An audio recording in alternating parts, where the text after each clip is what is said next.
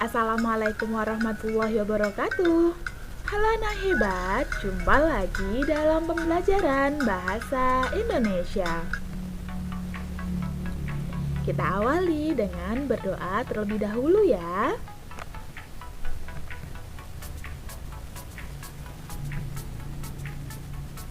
Yuk, kita persiapkan dari sekarang. Materi dan pembahasan soal UASDA Bahasa Indonesia Part 1.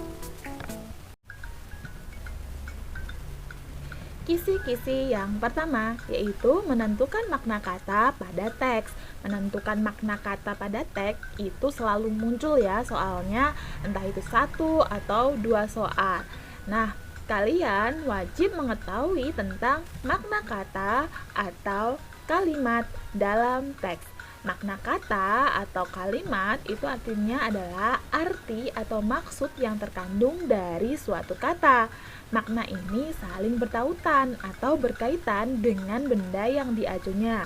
Secara umum, makna kata dibedakan menjadi yang pertama adalah makna denotasi. Adalah makna kata yang menunjukkan pengertian sebenarnya. Ingat-ingat ya, desa yaitu denotasi dan sebenarnya. Contohnya adalah ayah sedang membaca koran sambil meminum kopi. Nah, kata membaca di sini memiliki makna denotasi ya, melihat atau memahami isi dari apa yang tertulis. Kita kan pasti tahu kalau membaca berarti dia melihat atau memahami karena maknanya adalah makna denotasi.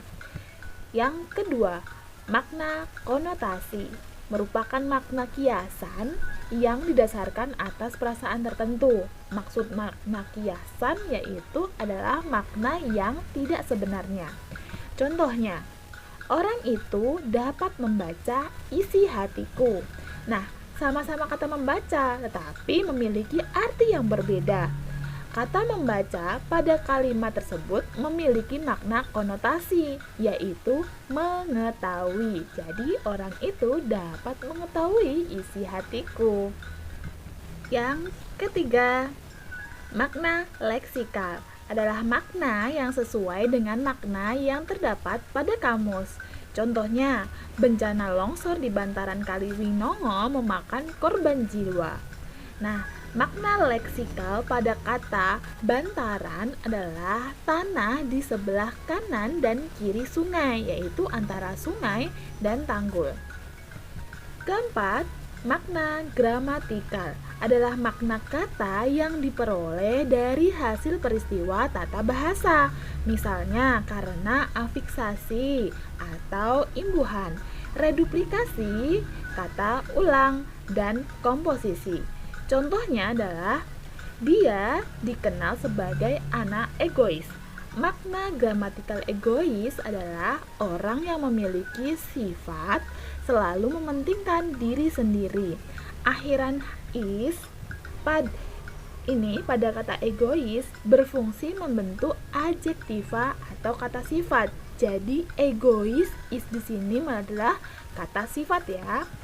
Nah, bandingkan dengan kalimat berikut ini. Amir adalah gitaris handal. Sama-sama berakhiran is tetapi memiliki arti yang berbeda.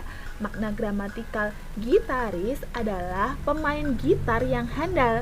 Nah, akhiran is di sini berfungsi membentuk nomina atau kata benda.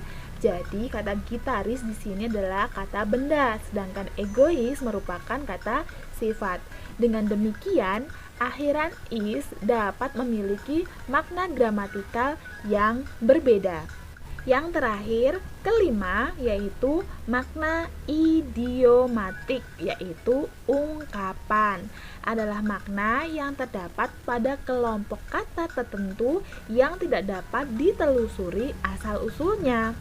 Contoh, kita berharap permasalahan ini dapat diselesaikan dengan kepala dingin.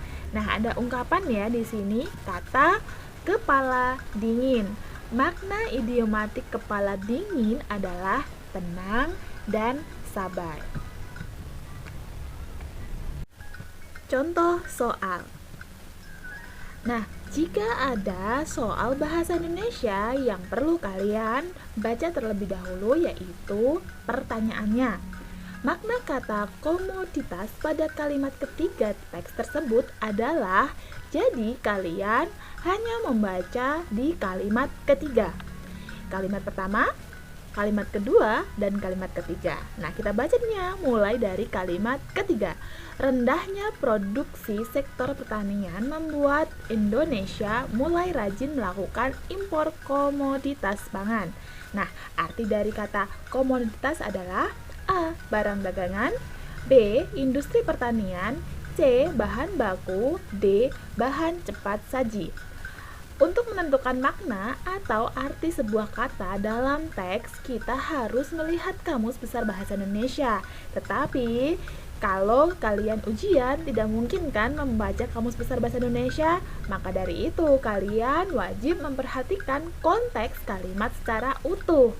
Kata komoditas sesuai dengan kamus dan konteks kalimat tersebut bermakna barang dagangan.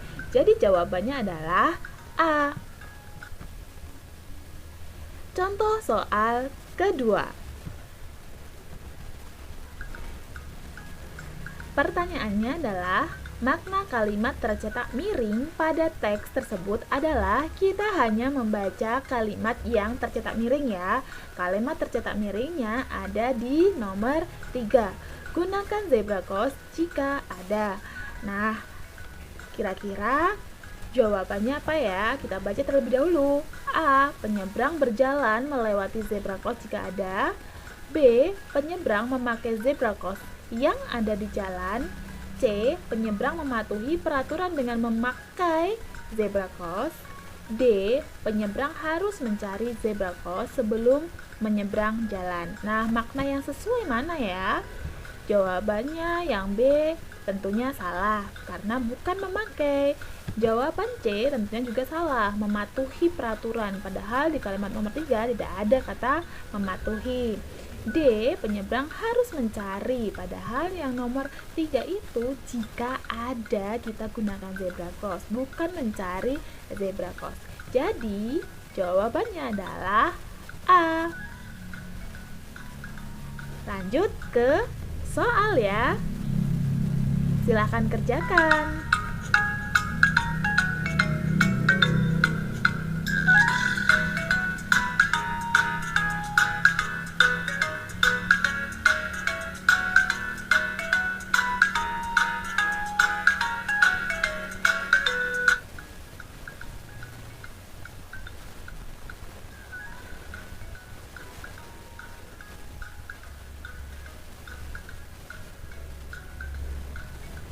Kisi-kisi selanjutnya yaitu menentukan informasi tersurat di dalam teks. Nah, kisi-kisi ini juga sering muncul ya di dalam ujian. Jadi kalian wajib mengetahui tentang makna tersurat dan makna tersirat. Makna tersurat itu apa ya? Makna tersurat merupakan makna yang secara langsung dinyatakan di dalam teks. Jadi maknanya ada di dalam teks. Tersurat berarti kan tertulis kan, berarti ada di dalam teks ya. Jika makna tersirat kebalikannya, makna yang secara tidak langsung dinyatakan dalam teks. Makna ini diperoleh setelah kita memahami isi teks. Jadi tersirat di luar, tidak dituliskan di dalam teks. Nah, kita bisa memahami isinya saat kita sudah membaca keseluruhan dan memahaminya. Oke? Contoh soal. Informasi tersurat yang terdapat dalam kutipan teks tersebut adalah, nah, kita harus membacanya terlebih dahulu. Teksnya adalah, pada umumnya kucing peliharaan tidak berbahaya bagi manusia karena tubuhnya yang kecil. Namun, tidak menutup kemungkinan hewan ini dapat menularkan penyakit. Penyakit yang mungkin ditularkan diantaranya rabies akibat gigitannya dan gangguan pernapasan oleh bulunya. Nah, kira-kira informasi yang ada di dalam teks di sini apa ya? A.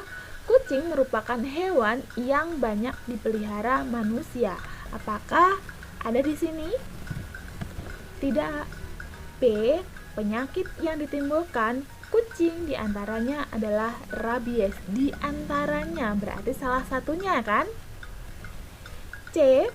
Tubuh kucing yang kecil membuat hewan ini disukai banyak orang. Tidak ada di dalam teks.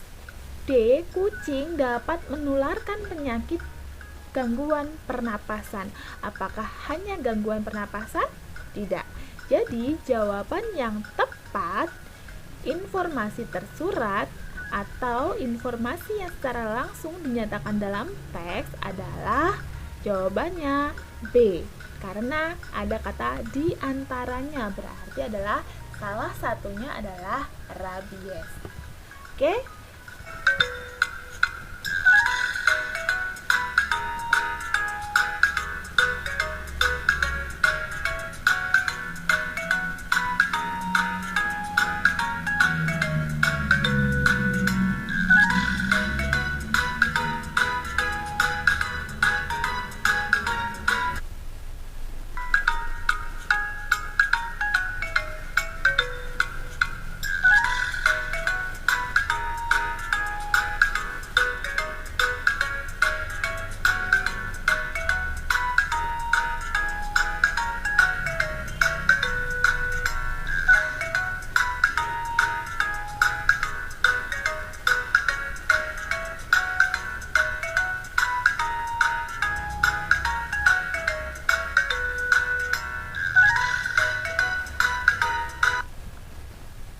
Selamat mengerjakan. Wassalamualaikum warahmatullahi wabarakatuh.